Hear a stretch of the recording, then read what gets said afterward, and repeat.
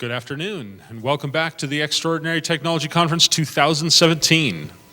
Today we're hearing about hydrogen from a lot of different people, and to round that out, we are going to be hearing from the veritable godfather of the hydrogen work.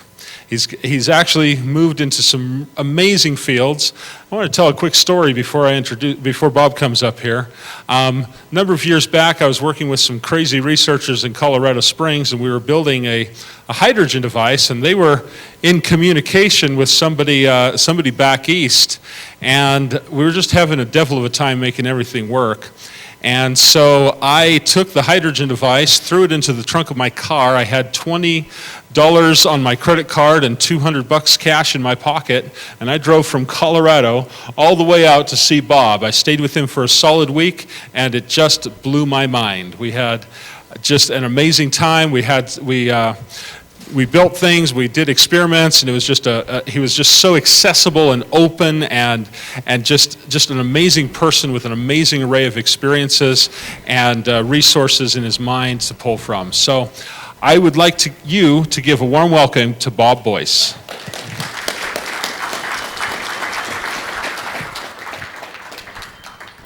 Thank you, Vernon.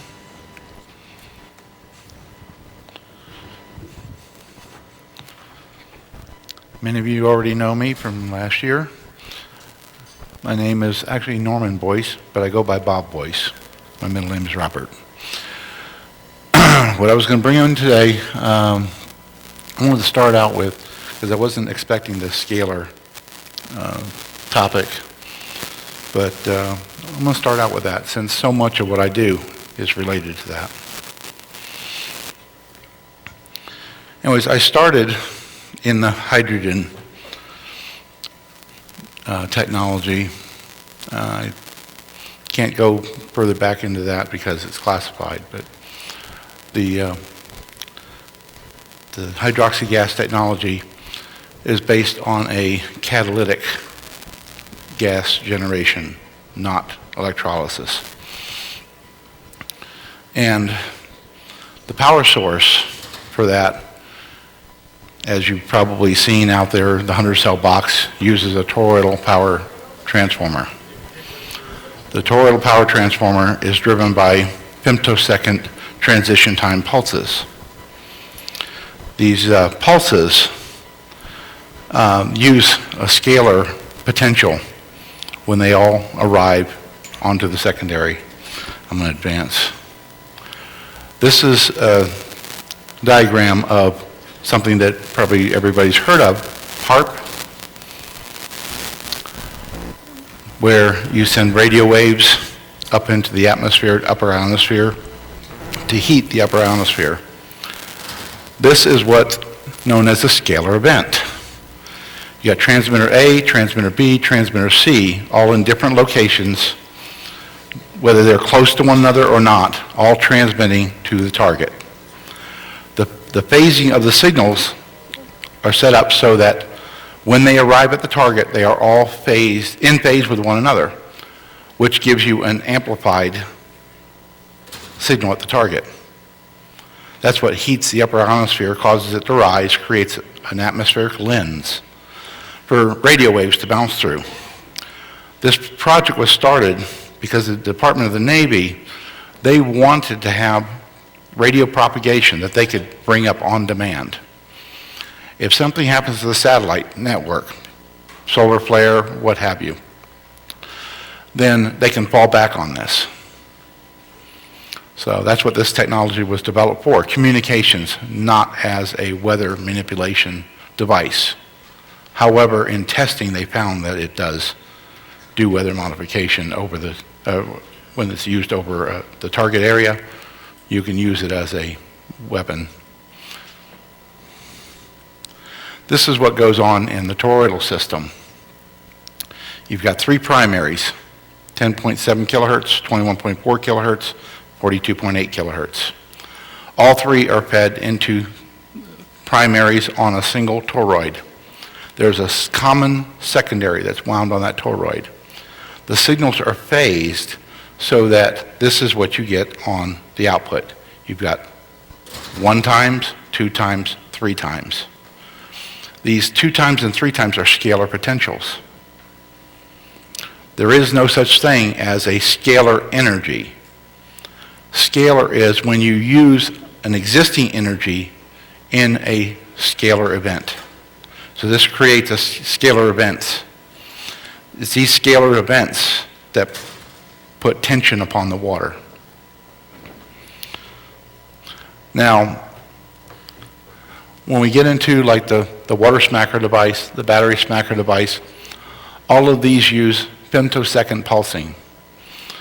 They create scalar events. These scalar events elicit a response in the non-hertzian energy realm. It is this non-hertzian energy realm that actually does the work. You have very little EMF realm input energy. The greater majority of the energy comes from the non-hertzian realm. So when we use these devices, we're actually using non-hertzian energy that's been entrained by the pulse train.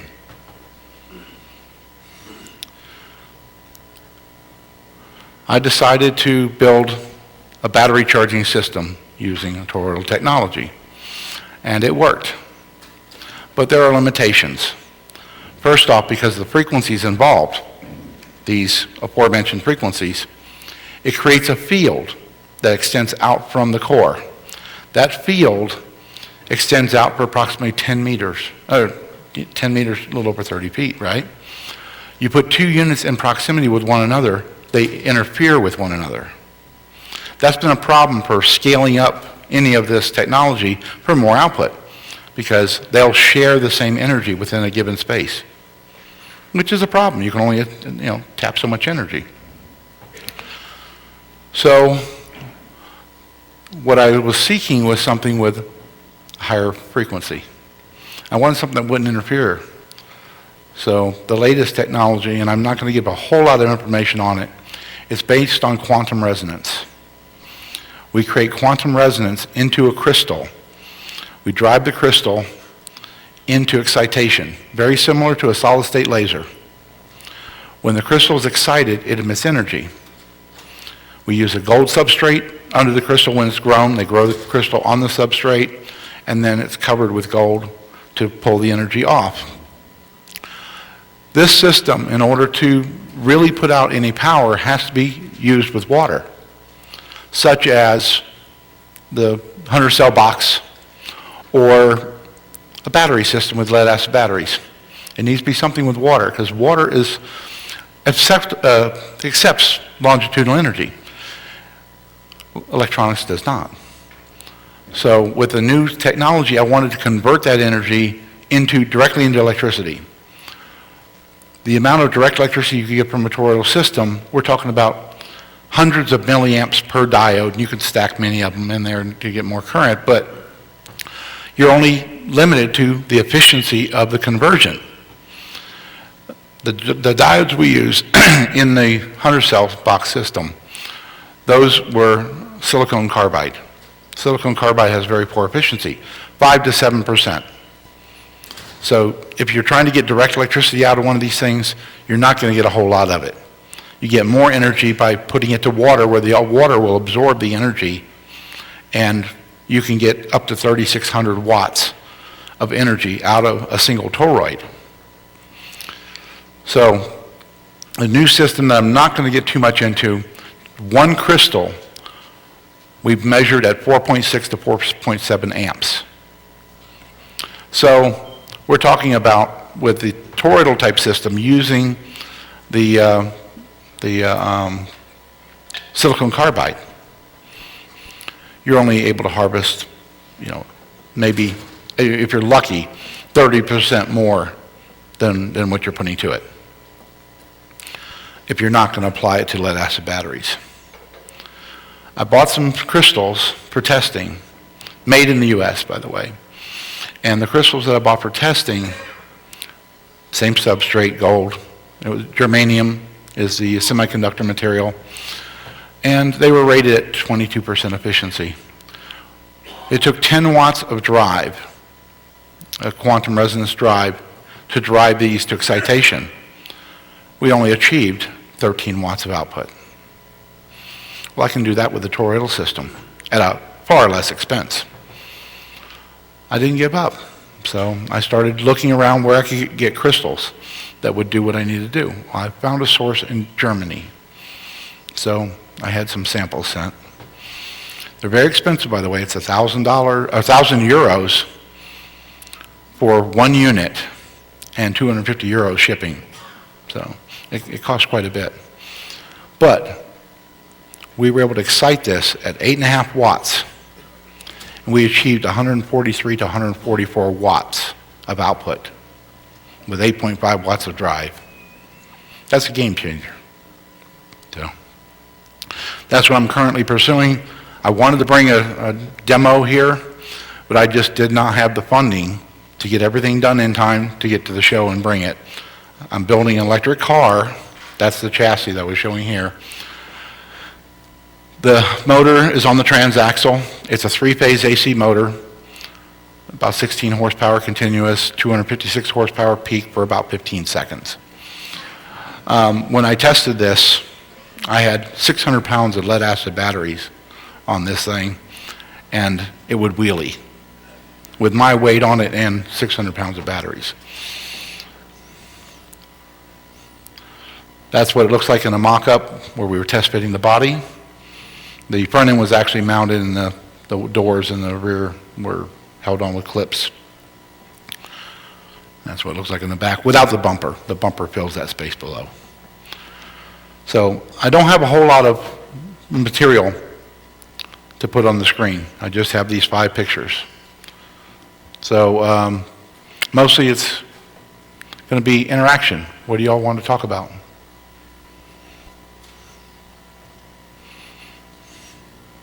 What are the resonant frequencies of the crystal? Quantum resonance, yeah. I can't divulge that, I'm sorry. There's some non-disclosure agreements involved, again, with the manufacturers of the crystals as well.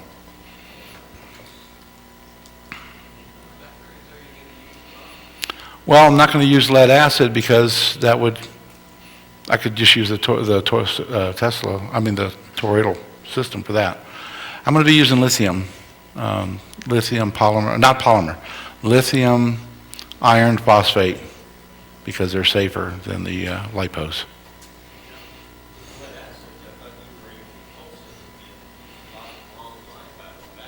Yes, you can. But again, you're at that limit of 3,600 watts. With this, the quantum resonance technology, there's no limit. You can build essentially a system the size of a laptop that can power an electric car. But you still have to have the activation energy to run it. Once it's running, then if you tap energy from the output, you can keep it going, obviously. But I still want to have battery backup. What if something happens to the system? One thing about anything that's non-hertzian related is the planet is covered with a grid. Most of us know that. Ley lines. You have peaks and you have nulls. As you're driving along, if you're watching the amp meter, you're going to be seeing it going up and down as you're driving through peaks and nulls. So if you're using that to power the vehicle, what happens when you enter a null and you don't have energy to go? You have to have batteries. That's just the nature of the energy. Will it Yes. be an issue that they get lower below 50% capacity, that they might fail? It'd be like most electric cars, you can run them way down, Mm-hmm. and then it's a bad effect on that.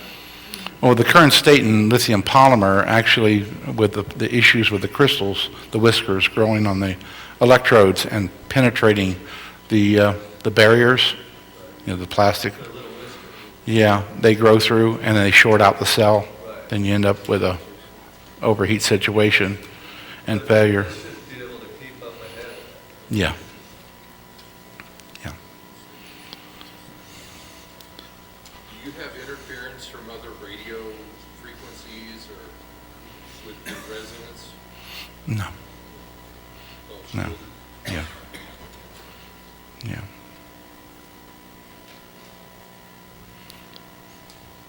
Any more questions? When will somebody available? I wish I could answer that. I don't know myself. I built the prototype system. I sent it out for independent verification, and everything checked exactly like I had tested. So these devices, the water smacker, this is the original water smacker. We advertised them as 1-watt device when we first came out. There's actually 2 Tesla coils in there that are operating as a scalar, to create a scalar event. If you understand what I'm talking about, you have 2 pulses going in and colliding and creating a scalar event. So if you measure the power, you're going to measure 1 watt, which is what the electrical consumption is, but you're not going to measure what the non-hertzian output is that's actually going into the water. This is a pro model that I came out with that's for clinics, doctors, anyone that's interested in giving their patients charged water. We've had really good results. We've had, I myself have had great results with it, but we've had issues where you have fluid buildup, edema in the body, where it has actually reversed that because the water that it puts out is microclustered. So what that does is that allows it to go into the cells, flush out toxins.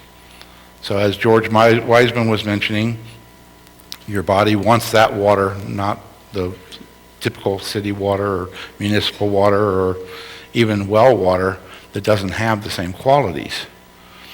And so once you start taking care of your cells, they start taking care of you. Your health improves. If it doesn't work for you, yes? In this, there's actually 2 frequencies. There's one in the DC-DC converter, which isn't important. It can be between 200 and 300 kilohertz. The primary frequency that is important is the 7.5 hertz, the Schumann resonance center frequency. And the battery smacker, again, it's another product we brought out. The primary intent was to desulfate batteries, bring them back. As long as they're not physically damaged, it can remove sulfation from lead acid batteries. It also does a charge on the battery, and there's actually a control on there where you can adjust the amount of Hertzian output versus the amount of non-Hertzian output. It toggles between these 2 modes, transverse and non-Hertzian, so that you can desulfate and charge a battery. Now, it's a small device, but it's just to give a glimpse of what can be done with non-Hertzian technology. What's the longest you've heard lead-acid batteries? Well, I had a set running for 15 years with the prototype. Yeah, but someone broke in and stole them back in 2013 while I was out in California. Trojan. I used L16H. Yeah. 435 amp hour, 6 volt. What else does it do to the water besides microstructure? Does it do any... It charges the water, so if the water is acidic, like most waters are, it can raise the pH. But it all depends upon the source water you're using. If your source water has chemicals in it or additives, that can affect how well it works. Distilled water does. I'm going to ask everybody a favor so that everyone can hear the questions and also so that it can be recorded on the DVD. Mm-hmm. Anytime you want to interact with the speaker, just come on up here, and that way he only has to look for one place to see if somebody has a question. But if you have, Yeah, I'm blinded by the lights here. I can't see very if you have a quick comment or question, step up to the microphone, okay? And so that way everybody can hear the question.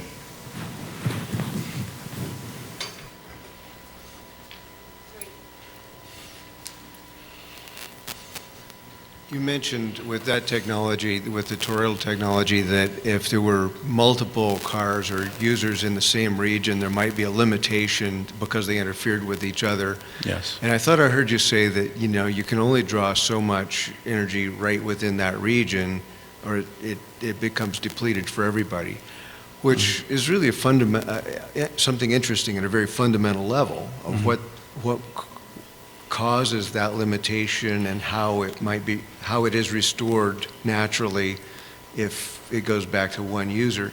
Tell us more about how you see that. Okay.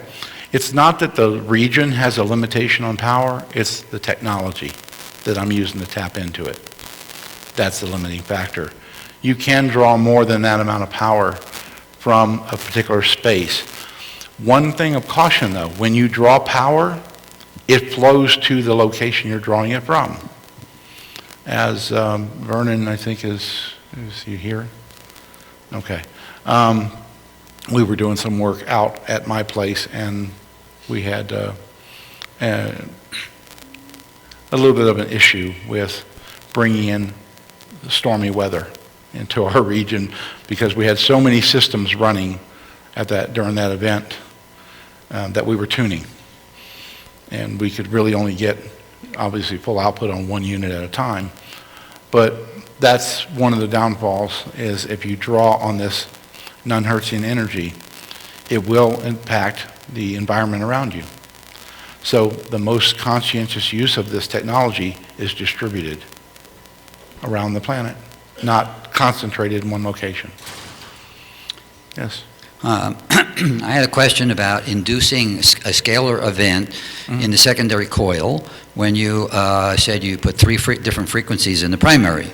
I gather there's a different phase relationship between the three. Can you, is it 30-30-30, or can you share that, or is that proprietary? The phase relationship between those three. You're talking about the kilohertz signals. Yeah. Yeah.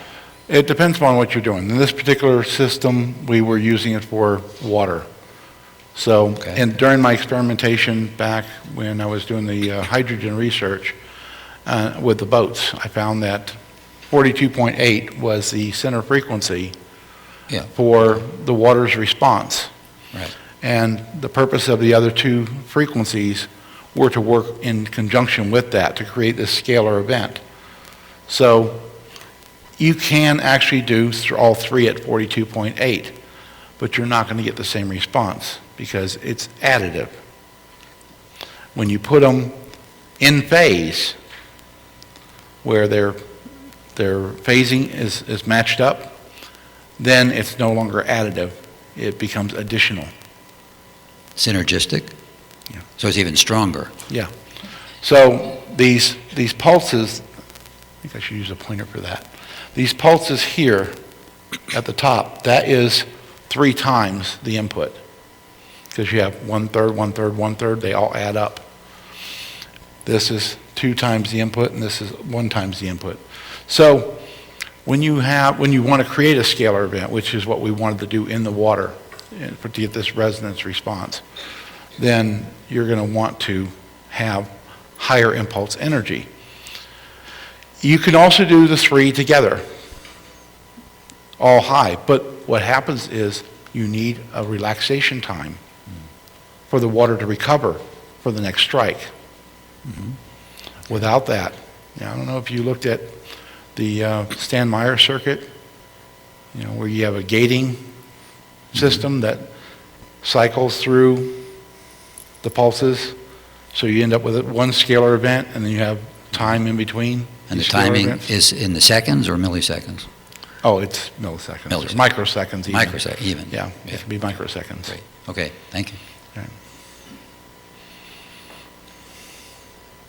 You mentioned that if the car was going over ley lines, there would be a dip in the ability to create the power in the car. Yes. There's peaks where you get more energy than normal, and then there's nulls where you get less energy than normal. And it also depends upon geographical region, elevation. There's many variables involved. So the ley lines, in some sense, interact because it is itself a non-hertzian.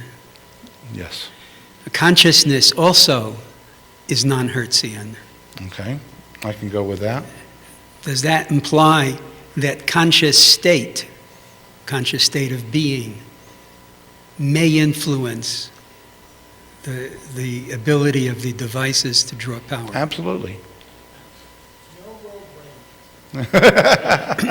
So That's one point of, was it quantum physics, where the observer can affect the experiment. And if you do have an experiment set up that's really close on the edge, that can go either way, if and this has been done over and over again, if the person is convinced it's not going to work, it will fail. If the experimenter is convinced it's going to work, it will not fail so often. So the probabilities show that the observer affects the experiment. Last question I had, is the water smacker available to anybody who wants to buy it? Yeah, Brother Andrew carries these. I don't typically manufacture the products that I license out to sell. I assigned the licensing rights to somebody to manufacture and sell these. Bro Andrew here, he provides these. He's been pretty low on inventory lately because the demand is so high on them. He does not have the professional water smacker yet, at least I haven't brought it to him to start making these. They're a lot more finicky, a lot more powerful, and a lot more expensive to make. So I have these modules made for me, and I have to order them in large quantities in order to be able to even get them. So it's quite costly to have these things made. Most people don't understand when you want something that's non-hertzian related. You have to try to, talk to them in transverse terms and say, just build it. I'll take care of making it work.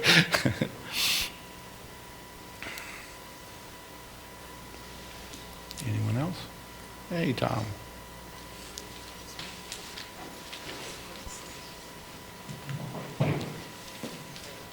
I was wondering, Bob, if you would comment on the possibility of the Wardenclyffe Tower.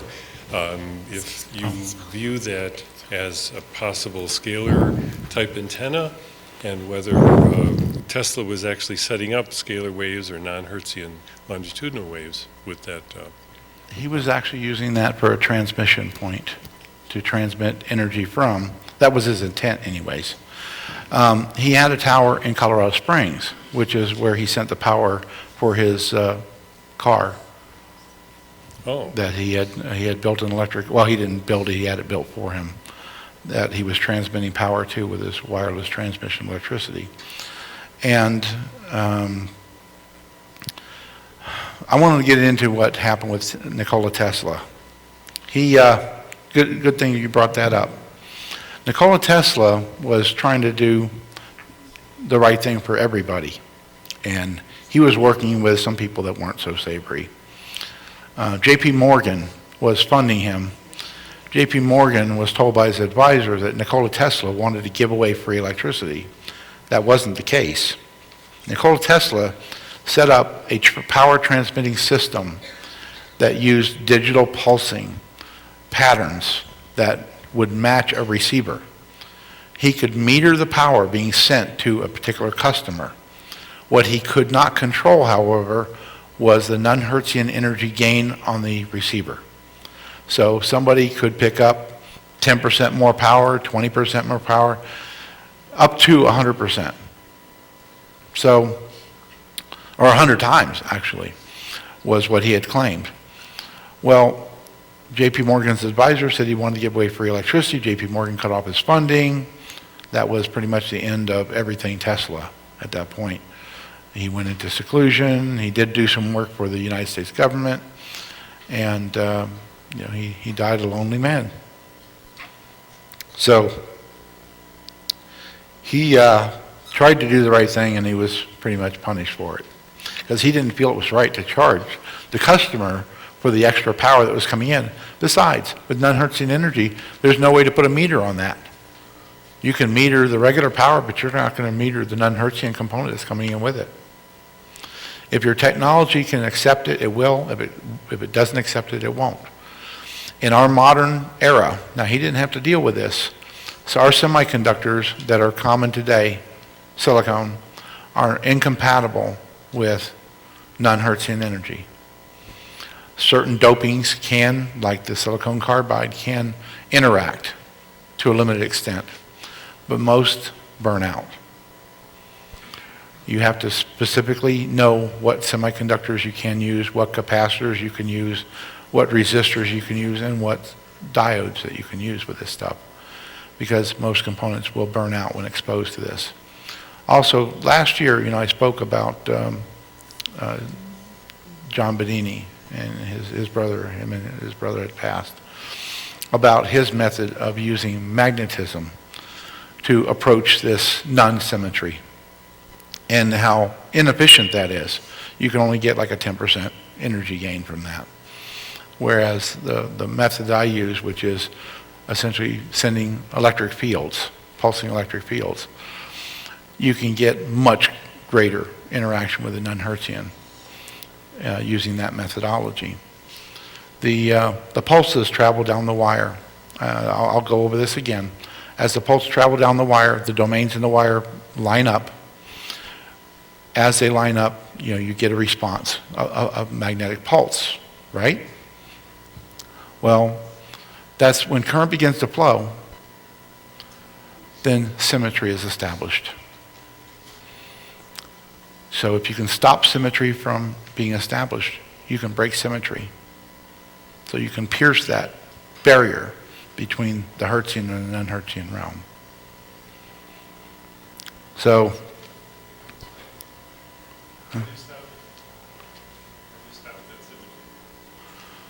by stopping either the electric field or stopping the magnetic field from being created. Caduceus coils do not do that. As much as they self-cancel, they don't really break symmetry because the field is still being created. It's being canceled, but it's still being created. So you have to do it with a method that actually breaks symmetry. I wish there was more I could go into, but unfortunately, I'm privy to a bunch of classified information that I cannot share. But we can discover it on our own. Yes, you can. But don't do like what David Puchta did. Just shake your head. I don't know if those of you that were here last year when he got up and wanted to bring up, I'm not even going to say the words anymore. What he was mentioning is a classified technology. It's a weapons technology, and he was using it and dabbling with it, but that can have dire consequences because there are powers that be that do not want that technology out in the public sector for obvious reasons. It's great if you use this stuff for energy. I mean, I've tried my best to take things that were intended to be weaponized and using it for generating energy, because that's really the best use for it, in my opinion. Yeah. Are they what? They're grown, huh? Yeah, come on. Are the crystals you're talking about Vogel cut crystals? Marcel Vogel crystals? They're germanium. Grown, they grow them in a reactor chamber. Are they cut specifically? Specifically cut crystals? They are cut. Is the Once they're grown, they are cut. And is the geometry similar to a Vogel cut crystal? I'm not sure. Okay. I'm not sure. I went to the lab and looked at how they grow these crystals, and they showed me the reactors, but I couldn't look inside one, I saw the machines that process the grown crystal wafers, and when they're done, they do cut them up. I don't even know the technology they use to cut them up. All I care about is what the substrate they're on, and what they're doped with, and what they're coated with at the end. Because I can share some of that. We do grow it on a gold substrate, and we do cover it with a thin layer of gold so that it can gather the energy over the entire surface of the crystal. 24 karat gold. And then that is brought out to the edges where we have point contacts to pick that up. That's the weak link in this whole new system is the point contacts because, they're point contacts, which means you have a physical contact being pressed against the crystal. And in the prototype unit, we were able to get 3 tests before the contact failed. We weren't expecting 4.6, 4.7 amps out of a crystal that is 1 square centimeter in base diameter. I mean, yeah. Could you limit it so it's not so detrimental to the crystal? Well, with this technology, you're actually energizing it until the point where it goes into excitation. Just like a laser, you know, when you power a laser up to a point, then the laser beam comes on, you see glow coming from the crystal. This is the interesting point. When this thing is being brought up to level, the crystal actually glows. And when it reaches that threshold, where it would, if it was a laser, it would normally laze, that's when, boom, the voltage comes on, the output, and the glow goes away.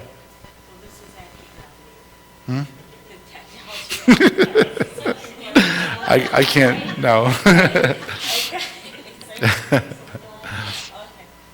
But I wish I could share more. There's others involved in this.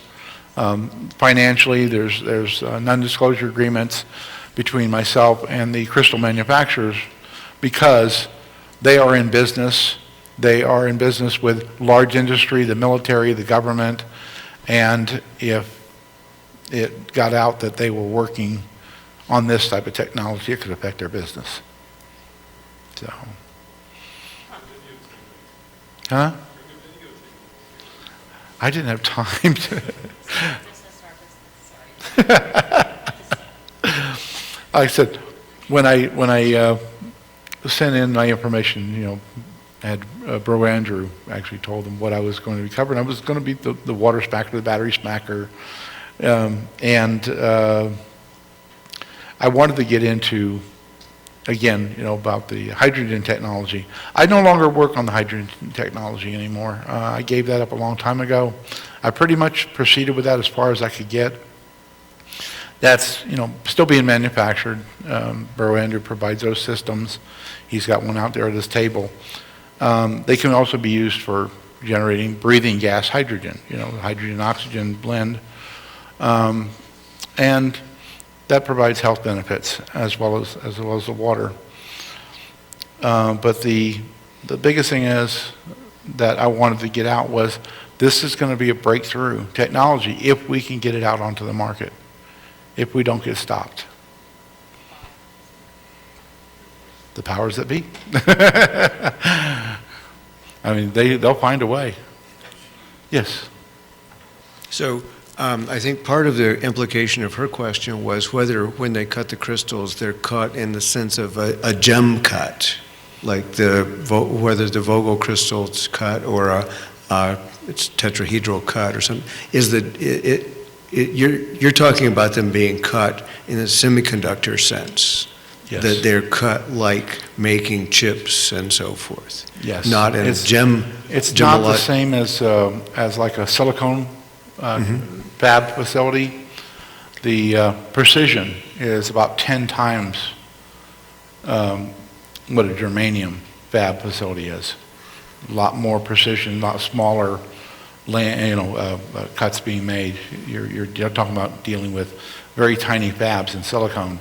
Germanium, it's very large fabs, which is great because it makes it easy to work with. Okay. Then I'd like it if you would go back to a point of terminology, because it helps us all to be able to talk the same language. Okay. Like, when you're talking about a scalar event, how can we understand your terminology of scalar, non-hertzian longitudinal energy transfer versus what's conventional hertzian? Okay. Well, a scalar event, there is, like I said, there's a lot of confusion about scalar energy. Scalar energy isn't a specific energy. It is the use of an existing energy. That energy can be electromagnetic, it can be acoustic, it can be hydraulic in nature. It's any time where you create these transmission events where the transmitted signal arrives all at a target location at the same time to create an enhanced effect. Is it used through things? No. No, in fact, I shouldn't even mention this. I'll say a major corporation that controls a bunch of seismic stations, and they are capable of creating seismic pulses. And they have been known to fire these off all at a timed interval so that all of these pulses arrive at a target and create an earthquake or trigger an existing fault to go off. I don't want to, I can't provide the name of the company because it's a very large corporation that's in control of that system. That is a scalar weapon, but it is done with seismic energy, which is pressure waves through the earth. Just like HARP, radio waves in the atmosphere. You can do the same thing in water. Nikola Tesla, when he developed that little earthquake machine, they used to, shake the bridge, shake the building, that was not scalar. That was resonance. He timed the pulses to create a train of resonance pulses, so it built up to the point where the thing started shaking. Yes. I know they used uranium for all kinds of processes, but why did you choose uranium? Germanium? Germanium as your crystal as opposed to anything else? The work of Thomas Henry Morey. The Swedish stone. Is that why you picked it? No, but it's one of the few elements that interact with non-hertzian energy on an everyday basis. Oh, really? And how exactly does it do that, you think? Because of its symmetry. It has a sacred geometry within its crystalline structure. Okay. So does a lot of our functions in our body. We have cells and DNA that interact all the time with non-hertzian energy. It drives many metabolic processes that are not known to science. They don't understand how things happen, how you get transmutation from one element to another. There's the answer right there. They have documented cases where they have people that are in comas, that are on life support. They don't give them any potassium because they have a problem with their blood potassium levels, their serum potassium levels going up, even though they're not provided any potassium in their diet. All they're given, there's sodium chloride in the solutions. Well, the body's transmuting potassium from somewheres. So I myself have to go in for blood work quite often. And, I was in pretty bad shape last year, health-wise. And I've been drinking my water faithfully, as well as trying to eat right. And I had been diagnosed with congestive heart failure, pulmonary edema. I'm not wearing oxygen. My legs aren't all swelled up and weeping fluid anymore. So I can personally vouch for how this technology has changed my life. Yeah. I just wanted to talk about that weather event that Vernon was talking about that you briefly mentioned. Is it feasible then that this is the weather that we're experiencing? I'm from Canada, but is it possible that this is actually being created right now? Yes. And do you believe that to be true, given your experience? Knowing the players involved, yes. I would say that weather manipulation is being done. I can't say who or why. Utilizing the HARP type technology. I read an article a long time ago that said the Russians did do experiments with the weather, and that and about that same time the U.S. was trying to do it here, but decided that creating tornadoes would cause too many lawsuits, so they gave up on it. But you're saying they may not have. You're talking about the Russian woodpecker, aren't you?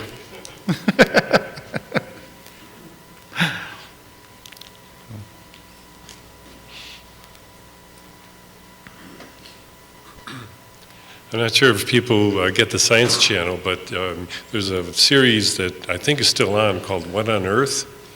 Some people actually recognize that is an amazing show. And I shared with Bob one episode. I even took photos of the TV screen, saved it on our DVR, because they were documenting a scene, this is a weather satellite recording of some concentric lines over Australia during the drought, a month-long drought. And the concentric lines appeared on the weather satellite. This is a national satellite they downloaded from. Meteorologists scratching their head, couldn't figure it out. It started pouring rain the very next day.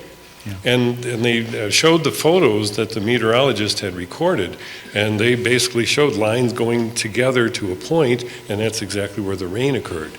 Of course, none of the experts could figure it out, so they left that particular episode as, oh, we don't know what happened, but this is the facts, and then they move on to the next episode, you know? I looked at those images. Bob actually clarified it very clearly. Yeah, I looked at those images, and it was a scalar event. And it was a nice, humanitarian effort they put in, but it flooded the place when there was a drought, and, it's like the opposite problem. Yeah, sort of like what we had happen out in California. Yeah. Yeah. Did you talk about your electric car and how far you're getting along with the self-driving, self-powered car? Well, I was deferred by the cost of the batteries, number one, and number two, the high cost of the crystals that I was working with. I met with a manufacturer yesterday, and they agreed to work with me under a mutual NDA that they'll help me develop crystals with doping that's more advantageous to what I'm trying to do with it, and so that we can work together. But again, they're working with major players globally, and they don't want to jeopardize that. So I'm not going to mention anything because obviously this is being recorded and will be out in the public domain. So yes, I am making progress, and hopefully, by this time next year, we'll have that buggy running. I wanted to bring it here and actually set it up on jack stands and have the system turning the wheels, because once you know how much energy you can yield from a given area, you can set the speed control and let it set at that. It's a computerized system. Sometimes things don't fare so well, though, with computerized drive-by-wire systems, just like fly-by-wire. I had a malfunction that put me into a tree at wide open throttle. Yeah, broke a rib, but yeah, I survived.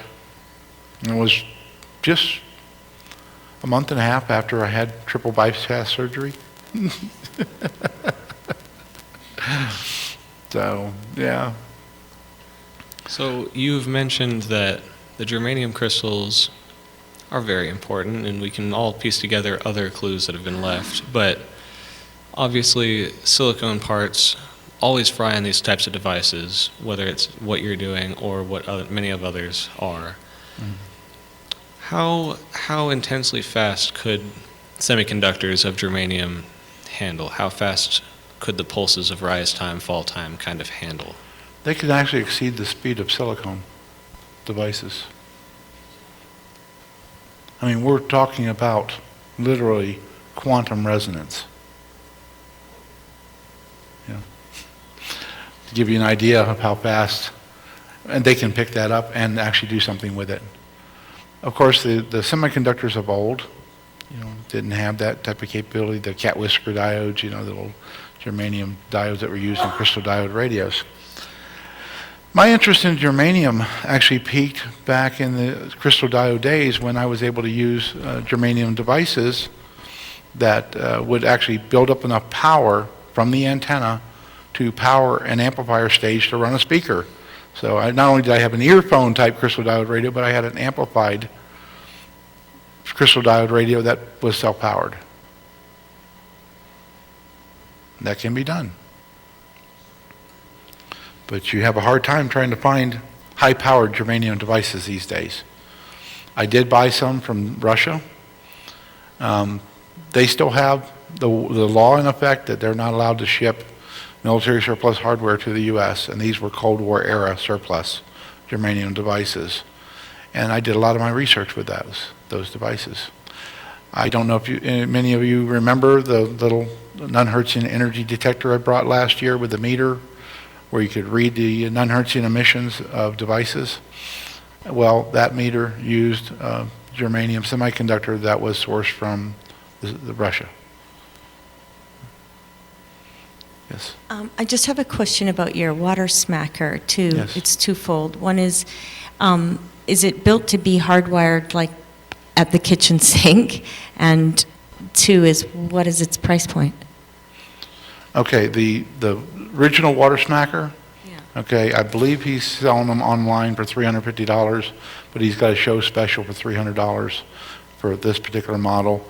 The Pro, it has a 120-volt cord. It is not UL listed. This device, because it's a 12-volt device, you can actually run it in a car. The device doesn't have to be UL listed. The wall wart transformer that we use with that is UL listed, and that's the only part that has to be UL listed. But this one is not UL listed. It is considered an experimental device. These are at $1,000. Could it be plumbed right to the source of your water from your home, for instance? No. What it's designed to do, you should have brought a bottle. We put a bottle of water on the countertop, essentially, with the lid of it off. That depends upon the power of the device. When you first do start off with a new bottle of water, and I typically use a 1.5 liter bottle. It's Crystal Geyser bottled water that's bottled in Benton, Tennessee, about 30 miles from where I live. It's a spring that comes from a mountain that is over the line from where this bottling company is. The water comes down the mountain onto their property.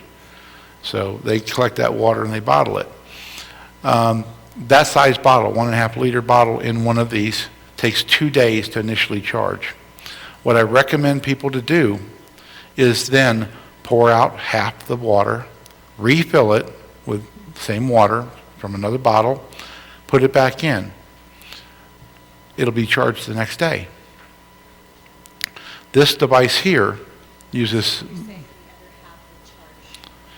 Yeah, because once water is charged, it's interacting with the non-hertzian environment, so it charges up so much faster. And actually, you can drink it right away, but it won't be fully charged. It won't be fully microclustered. The microclustering is what takes the time. The charging of the water doesn't take time at all. I mean, it's very quick. The microclustering, like I said, with the amount of water that we were using, the 1.5 liter, it takes about 24 hours to become fully microclustered. Now, you get health benefits from charged water. I'm sure you all have seen Vernon Ross' table out there, the family table. Their water charging system, it charges up the water, and they use water that actually has beneficial minerals added to it. It's a better system if you want to drink that water because it has all these monoatomic elements in it that are good for you.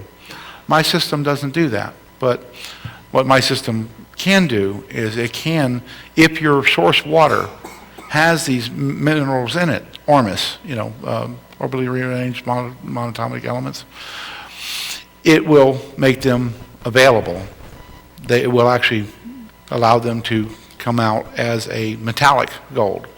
But I think that it's better just to drink it as it is, because that's what God intended for us, is to have this benefit from this water, to absorb it in that manner. I don't go out and I do it just for demonstration purposes. I did it last year where we did the Ormus thing, where we showed that we could actually precipitate platinum metal group metals out of water, and I can do that. That's not a problem, but that's not why I do it, and I don't do it to sell the minerals, because I believe that violates the purpose of why those minerals were put on this planet for us. This particular unit, 8 hours to fully charged and fully microstructured state. And it is drinkable after an hour. It's not fully microclustered, but it is fully charged at that point. Bro Andrew had a nice experience on one of the prototypes last year. I had it up in the hotel room. We had just plugged it in. We had it, I think we had it down here for the demonstration. Anyways, I had Thomas take it up to the room and plug it in. And we went up there an hour later, and it blew spark about that long when he stuck his finger in the bottle. The spark is not the important thing. Literally, it's not the spark, because the spark, that just indicates the system's working. The benefits are from the non-hertzian part, which you don't feel, you don't notice. Yes? When you talk about charged clustered water, is that distinct from charged separated water in the sense that Pollack is talking about? And who?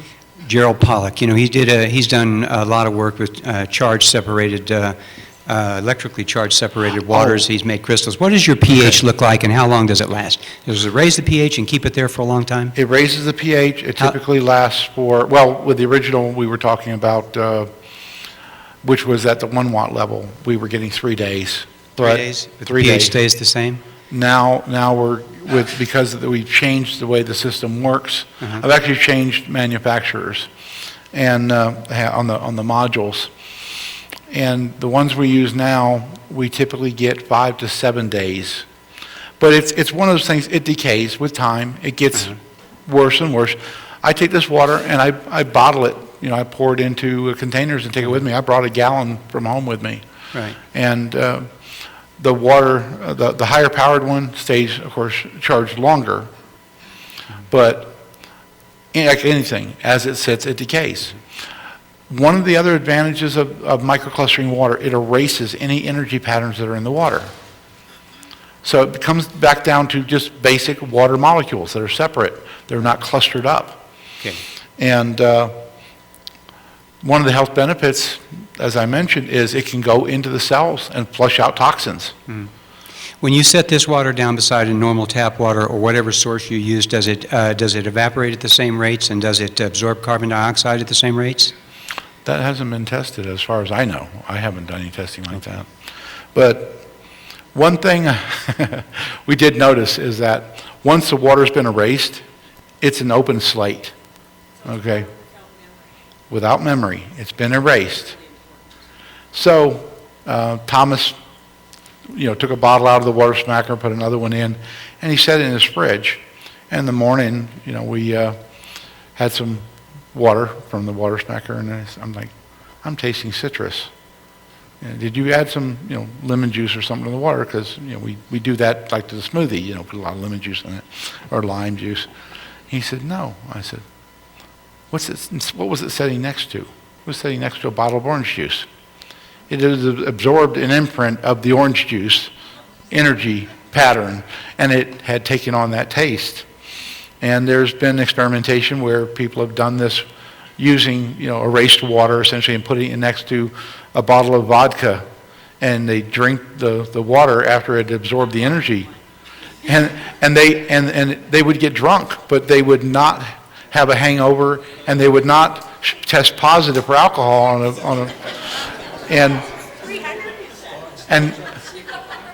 and now there's people that are doing the same thing with hemp, marijuana.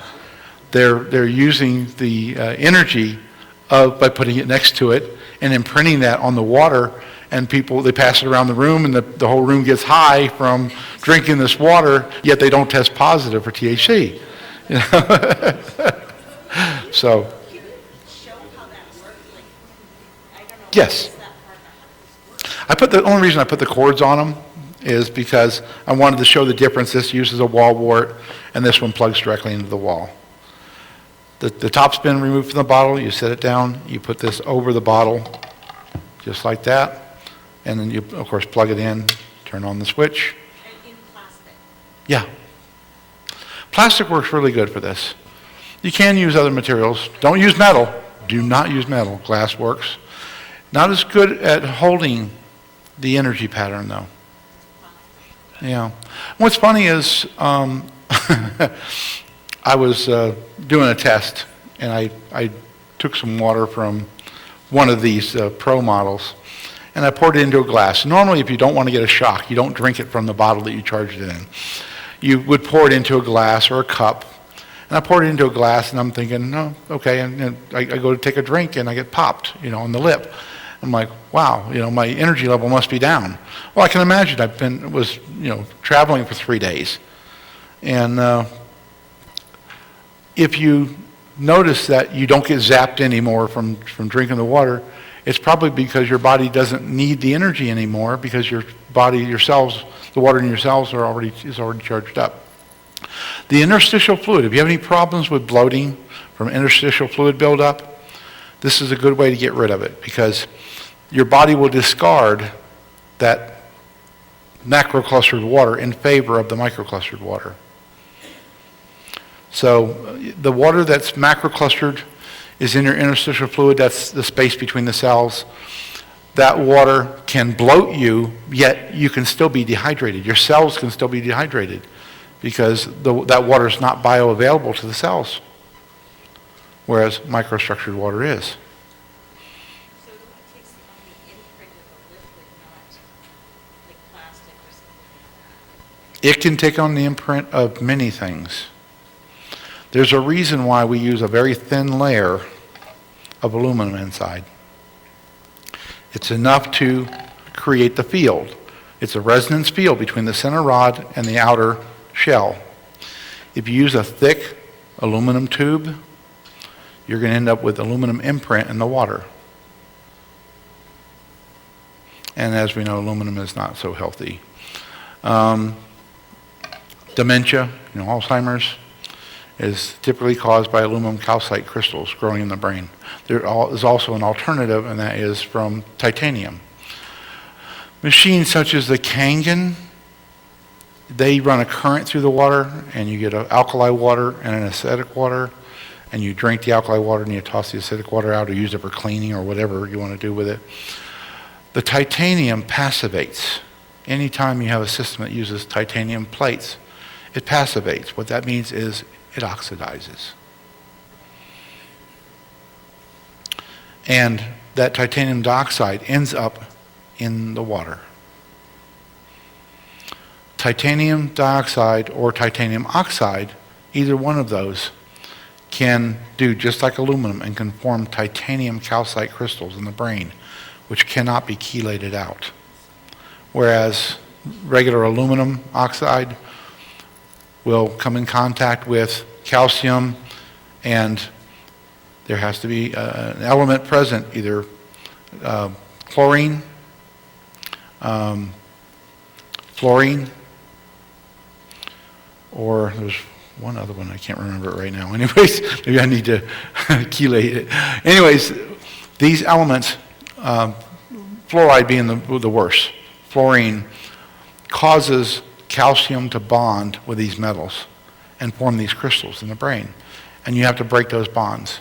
And the way to chelate that out is Epsom salts. You can soak in it. Your skin is the largest organ on the body. It will absorb the magnesium and allow the toxins to be removed. The physical function is that the magnesium bonds with the aluminum and forms manganese, which the body expels. So you can drink it, but if you do too much, it is a laxative. It'll give you the runs. But if you do it through a bath, there's less effects. Because if you drink it, your body may not be able to get rid of the toxins fast enough, and you may end up, I've seen people get rashes from the skin trying to get rid of these toxins. How long do you soak? It's your preference. The longer, the better. Yeah. I don't know. I do the drinking thing. It's easier for me. I don't have a bathtub, so I have to drink it and do it the old-fashioned way. Yeah, I have two questions. Yes. The first question is an add-on question to an earlier question that somebody asked regarding the terminology. Yes. So one of the words or phrases that is used is torsion fields. Torsion fields. I think these probably came from the Russian side. Yeah. Torsion fields can mean many things. You can have gravitational torsion fields, you can have electric torsion fields, and you can have magnetic torsion fields. How does this relate to non-hertzian? Well, non-hertzian, you can have a non-hertzian torsion field. I mean, it's all about how you apply the energy. I don't want to get into one of the experiments that I did, but you can create an energy vortex, and that is a torsion field. All right, the second question was the use of the aluminum. Is Yes. that because it reflects the non-hertzian waves? Yes. And by using a very thin layer, if you go too thin, it's ineffective. It doesn't create an effective ground, essentially, around it to counterpoise for the center rod. If you go too thick, then it starts becoming a pattern that the water will absorb. The water won't absorb any patterns as long as it's in the charger and it's on. And you cannot overcharge water. It will only charge up to a certain point, and that's where it will stay. Leaving it any longer doesn't do any good, but it doesn't do any harm either. You can't overcharge water, right?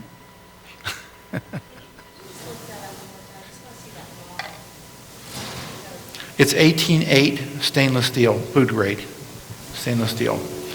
If you ever get any black oxidation on the surface, it's not black mold. I haven't had any problems with it. We haven't had any complaints, but someone else that I had worked with he wanted to become a vendor for these, and he sent some out, and he had some sent back, and they had what they called black mold in it, and he actually brought it to me, what was it, like a week, 2 weeks ago, and I looked at it, I said, that's aluminum oxide. He says, it stops working. I said, that's because the aluminum oxidized away. I said, if you're in an environment where it's so humid that you have that problem, you can actually spray the inside of it, with an enamel or any type of paint to protect the aluminum. It doesn't matter. It won't hurt the function of it. You don't really want to paint the rod, No, don't wipe it, because that will remove it and you'll lose the function of the device. Yeah, let it stay black. It won't hurt anything. The water doesn't come in contact with that. It only comes in contact with the rod. Are there any other questions? All right, thank you very much, Bob Boyce.